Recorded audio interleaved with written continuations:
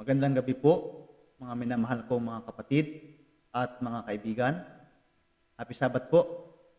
Atin pong purihin ang ating Panginoong Diyos sa lahat ng kanyang kabutihan na ipinamalas niya sa atin sa buong isang linggong nakalipas. At lagi nating sariwain sa tuwi-tuwi na mga kapatid ang kanyang kabutihan na minsan pa ay kanyang ipinamalas sa atin.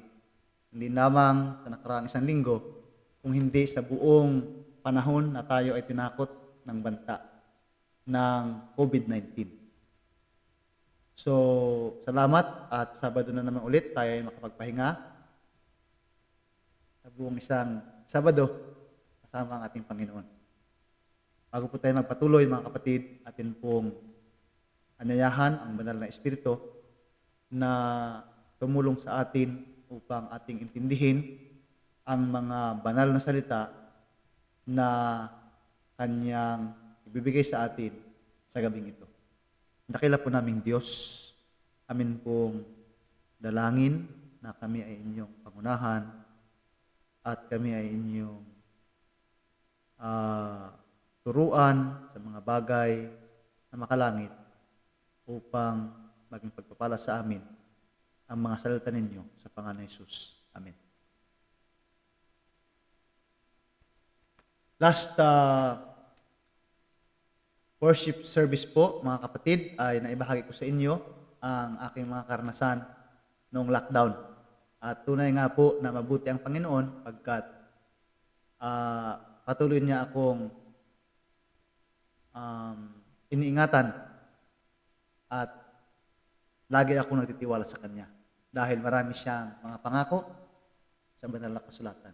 Alam ko naman na kayo din po ay nagtitiwala sa Panginoong Diyos na meron tayo. Ating pinaglilingkuran sa tuwi-tuwi na.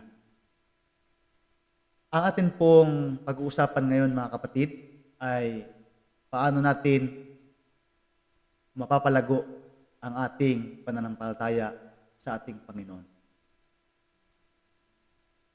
Saan nga po ba galing ang ating pananampalataya? Paano ito palaguin sa araw-araw? Marami pong nagsasabi na ako ay nabubuhay sa pananampalataya. Ang sabi po ng Biblia, the just shall live by faith. Ang taong matuwid ay nabubuhay sa pananampalataya. At sabi po sa Hebrews 11 verse 6, without faith, it is very impossible.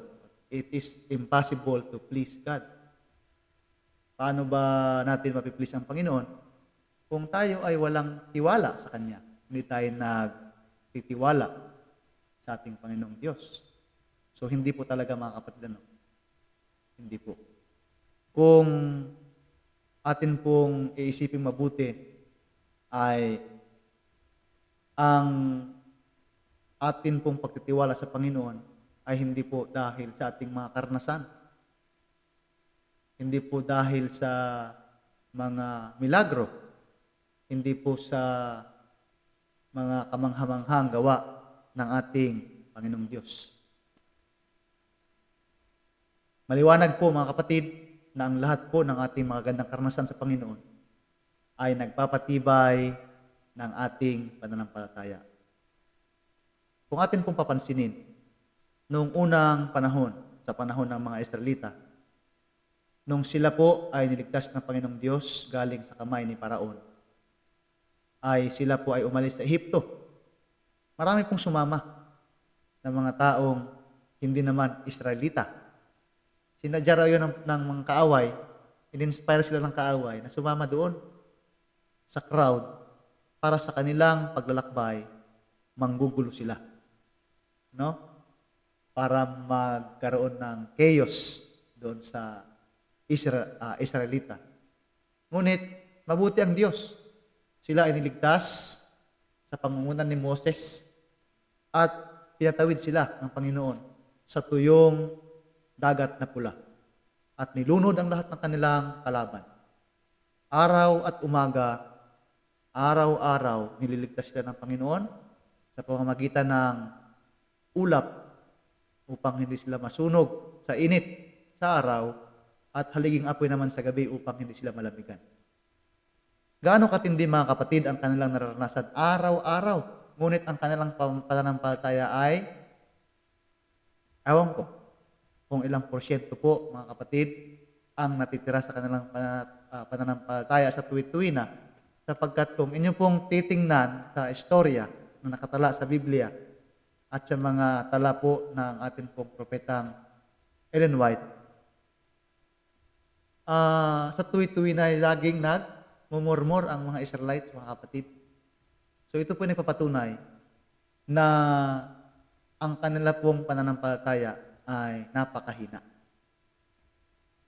Nagpapatunay rin po ito, mga kapatid, na ang pananampalataya ay hindi galing sa mga milagro at mga karanasan sa Panginoon. Saan nga po ba galing ang ating pananampalataya? Sinabi ko po mga kapatid noong Wednesday na ito po ay galing sa ating Panginoong Diyos. Mismo ang ating pananampalataya ay regalo ng Panginoong Diyos.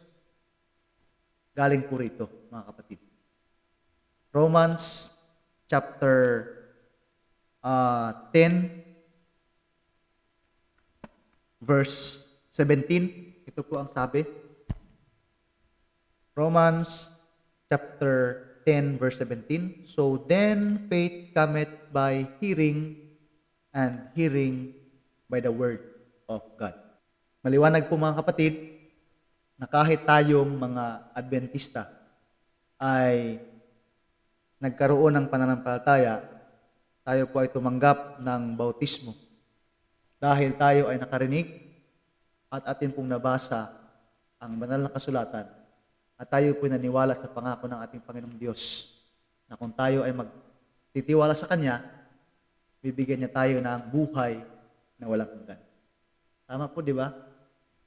It is by hearing.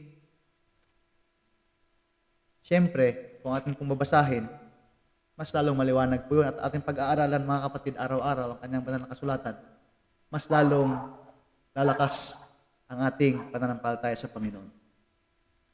Very practical po ang sistema na meron tayo ngayon doon sa Bible Challenge na babasahin yung buong Bible unti-unti from Genesis to Revelation mga kapatid. At meron pang reflection. Napakahusay po at binigyan tayo ng ganong sistema.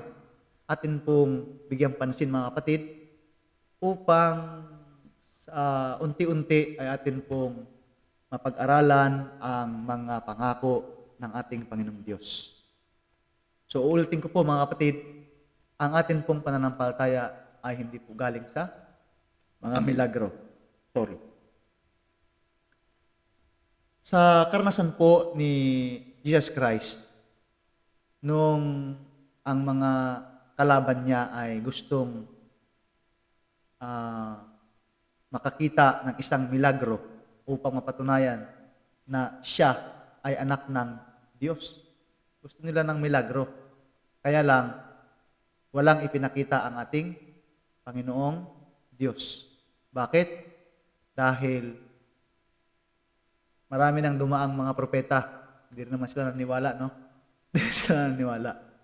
So, ibig sabihin po talaga ay kailangan po nating aralin ang ating banal na kasulatan sa tuwi-tuwi na, mga kapatid. At yan lang po ang tanging paraan, isa sa mga paraan upang ang ating pong pananampalataya sa ating Panginoong Diyos ay lumago. Sapagkat sa mga karanasan na meron tayo, gusto ko pong ulitin na yun po ay nagpapatibay ng ating pananampalataya. Nag-i-enhance po ang mga magagandang karanasan sa Panginoon, mga kapatid, sa atin pong pananampalataya. No? Nag-i-enhance ng mga experience natin kasi araw-araw napapractice natin yung ating pananampalataya. Kaya lang, sa mga bagay na hindi pa natin nabasa, at kung meron tayong naranasan na ibang mga bagay, paano natin haharapin, mga kapatid, kung hindi pa natin nabasa? No? Ang ating pong pananampalataya ay Hindi po ito biro, mga kapatid, na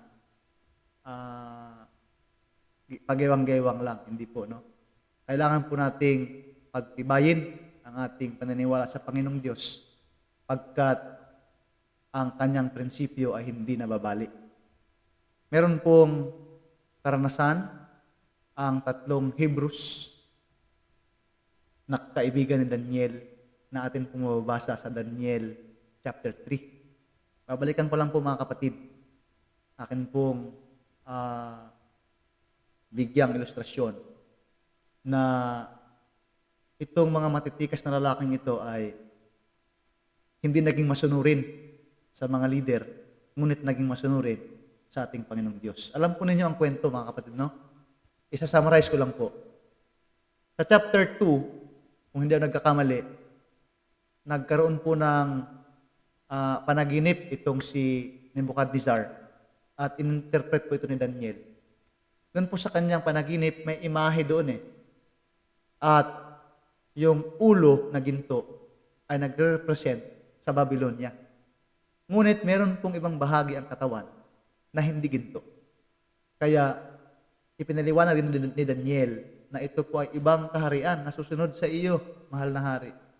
Naisip ni Nebuchadnezzar na mahirap pala ang buhay, no?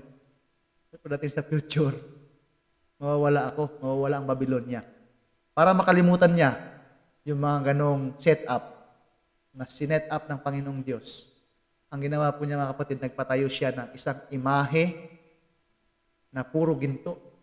Ano? Ito po ay kasama na rin sa mga inspirasyon ng kanyang mga advisor para malimutan niya yung takot na pagdating ng panahon, siya ay papalitan ng Panginoon.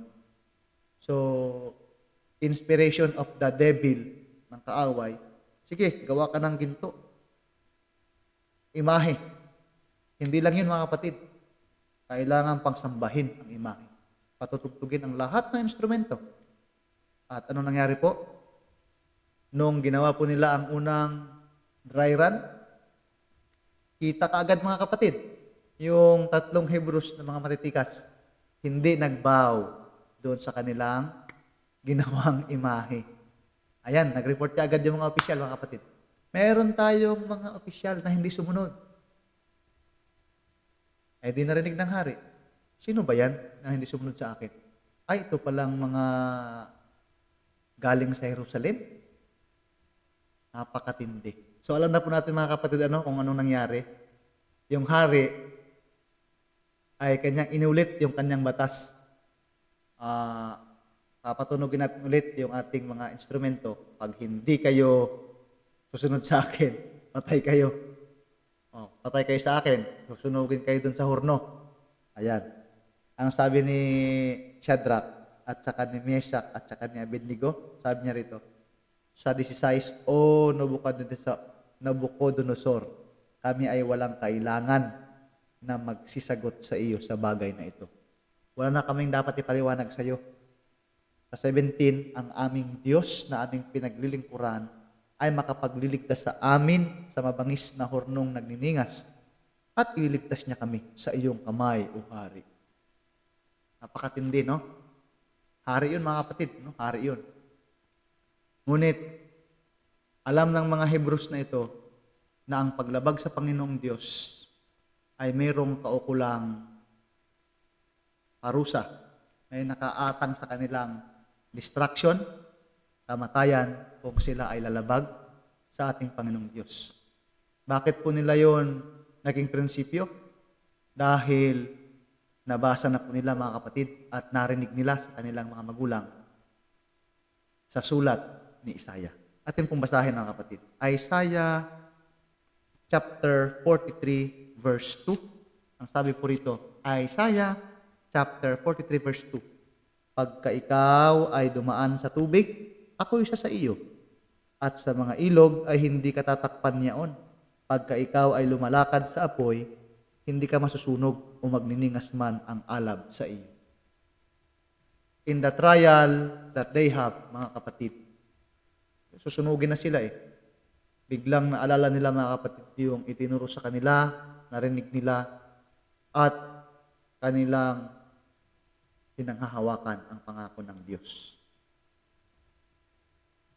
Sana ay magkaroon din tayo ng pananampalatayang ganun mga kapatid, na kahit nasa gitna ng malaking hamon, talagang malakas pa rin Dahil nabasa Kaya mahalaga talaga na nagbabasa tayo ng banal na kasulatan. Ngunit, sabi ni Shadrach, Meshach, Abednego, ngunit kung hindi kami ililigtas ng aming Diyos, O Hari, hindi kami mangaglilingkod sa iyong mga Diyos, ni magsisamba man sa larawang ginto na iyong itinayo. Napakatindi. So, sa panahon po natin ngayon, mga kapatid, parang ganito yan, Panginoon, ilayo mo kami sa sakit na COVID. Dahil nagtitiwala sa Panginoon. Dahil sinabi niya ng 365 times, fear not, huwag kang matakot. Sinabi niya yun isang buong taon, huwag kang matakot. Kaya lang, paano pagtamaan tayo ng COVID? Hindi na tayo magtitiwala sa Panginoon, mga kapatid. Palagay po ninyo. Itong mga Hebrews na ito, mas matindi pa sa COVID to. Parang COVID ito kasi, cremate I-cremate ka kaagad Pero sa atin ngayon, kung tamaan tayo, hindi na tayo magtitiwala sa Panginoon, mas lalo tayo magtitiwala sa Panginoon. Bakit? Dahil mas lalo nating hawakan ang kanyang mga pangako. Alam po ninyo mga kapatid yung nangyari na napuspos ng galit yung hari at tinapon sila doon sa hornong pinaliyab ng 7 beses. Kaya yung nagtapon namatay Nasunog yung mga tali nila, mga tanikala nilang plastic. Siguro yung mga tanikala nila nasunog. Pero hindi sila nasunog. Dahil sila ay nagtiwala sa ating Panginoong Diyos. Napakasarap po balikan ang kanilang mga karanasan.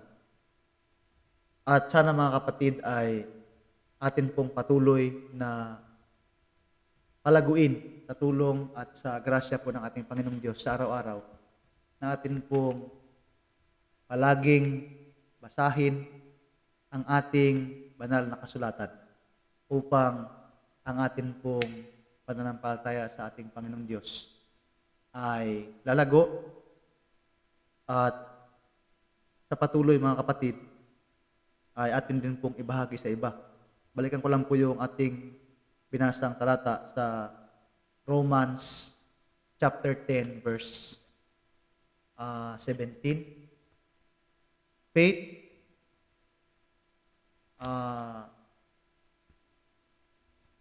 so then faith cometh by hearing, and hearing by the word of God. Ang pananampalataya ay galing sa pakikinig sa pamamagitan ng salita ng Diyos o salita ni Kristo. Paano natin abutin ang iba, mga kapatid, upang magkaroon din sila ng pananampalataya? So, atin pong ipanalangin, hindi lang sa ating mga sarili, kung hindi ipanalangin po natin ang ating pong mga pastors, ang ating pong mga evangelist, ang ating pong mga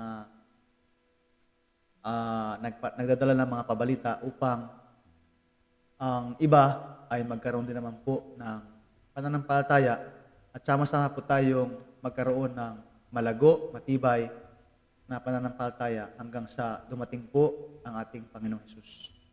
Ang akin pong dalangin mga kapatid ay magkaroon po tayo ng matibay at matatag na relasyon sa ating Panginoong Diyos na kahit anuman ang mangyari, tayo po ay magtitiwala sa Kanya na Siya po ang nakakaalam sa pinakamagandang bagay para sa atin.